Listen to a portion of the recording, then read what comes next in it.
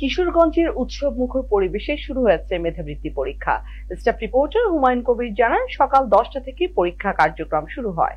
সদর উপজেলায় 30টি শিক্ষা প্রতিষ্ঠানের মধ্যে 14টি প্রতিষ্ঠানে 578 জন পরীক্ষার্থী অংশগ্রহণ করেছে। বাংলা, গণিত ও ইংরেজি বিষয়ের উপর নার্সারি থেকে পঞ্চম শ্রেণীর শিক্ষার্থীদের পরীক্ষা চলবে শনিবার পর্যন্ত। কিশোরগঞ্জে বেসরকারি স্কুল ডেভেলপমেন্ট অ্যাসোসিয়েশন প্রথমবারের মতো এই বৃত্তি পরীক্ষার আয়োজন করেছে। শিক্ষার্থীদের মেধা বিকাশের এই উদ্যোগকে স্বাগত জানিয়েছে অভিভাবকরা। আয়োজকরা জানান, করোনার পর থেকে সরকার বৃত্তি পরীক্ষা বন্ধ করে দেওয়ায় মেধাবী শিক্ষার্থীরা মেধা বিকাশের সুযোগ পাচ্ছে না। সেই লক্ষ্যে বৃত্তি পরীক্ষার আয়োজন করা হয়েছে। পরীক্ষা চলাকালীন শ্রেণীকক্ষ পরিদর্শন করেন বেসরকারি স্কুল ডেভেলপমেন্ট অ্যাসোসিয়েশনের সভাপতি রফিকুল ইসলাম, সহসভাপতি ওমর ফারুক খান, সাধারণ সম্পাদক মনসুরুল হক রবিন সহ আর অন্যান্যরা। বর্তমানে আমাদের এই বৃত্তি পরীক্ষাটার আয়োজনের পেছনে সবচেয়ে মূল কারণ হচ্ছে যে জিনিসটা আপনারা লক্ষ্য করে থাকবেন যে আসলে সরকার কিন্তু এখন ইদানিং বেশ কয়েকদিন প্যান্ডামিকের পর থেকে বৃত্তি পরীক্ষাগুলো বন্ধ রয়েছে, যেই জন্য আমাদের অনেক মেধাবী শিক্ষার্থীরা তাদের মেধা বিকাশের আসলে কোনো সুযোগ সুবিধা পাচ্ছে না। ওই মেধা বিকাশের জন্য আমরা আসলে ওই শিক্ষার্থীদেরকে বৃত্তি পরীক্ষার আয়োজন করে থাকি এবং এর মাধ্যমে আমরা বৃত্তিটা শিক্ষার্থীদের দিয়ে থাকি। জামালপুরের মাদারগঞ্জ উপজেলা প্রশাসনের আয়োজনে উপজেলা চত্বরে জাতীয় পতাকা উত্তোলন, পায়রা ও বেলুন উড়িয়ে ফিতা কেটে বিজয় মেলা অনুষ্ঠান অনুষ্ঠিত হয়েছে।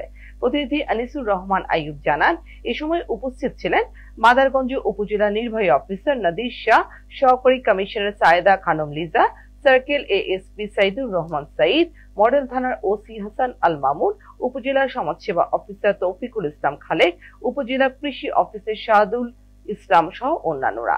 মেলায় বিভিন্ন দপ্তরের কর্মকর্তা বৃন্দ, মাদারগঞ্জ প্রেস ক্লাব সাংবাদিক বৃন্দরা বিজয় মেলার বিভিন্ন স্টল পরিদর্শন শেষে সাংস্কৃতিক অনুষ্ঠান উপভোগ করেন। গোপালগঞ্জের কাশিয়ানী উপজেলায় ইট বহনকারী 3 হুইলার গাড়ি ও ব্যাটারি চালিত অটো ভ্যানের সংঘর্ষে ঘটনাস্থলে একজন নিহত হয়েছে।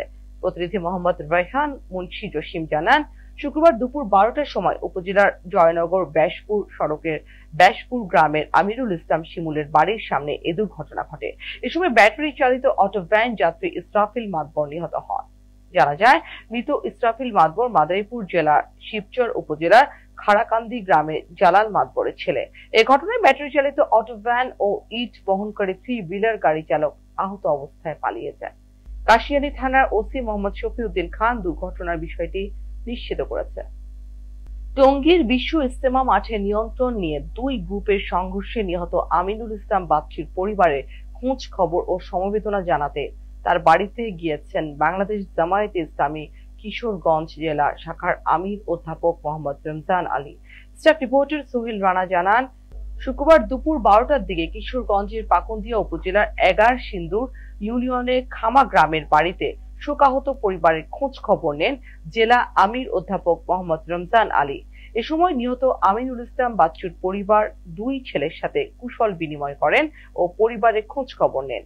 যে কোনো বিপদে আমিনুল ইসলাম বাচ্চুর পরিবারের পাশে থাকার আশ্বাস দেন অধ্যাপক মোহাম্মদ রমজান আলী। পরে বড় ছেলের শান্ত ও ছোট ছেলের শুভ ও প্রতিবেশীদের নিয়ে আমিনুল ইসলাম বাচ্চুর মাগফিরাত কামনায় দোয়া করেন।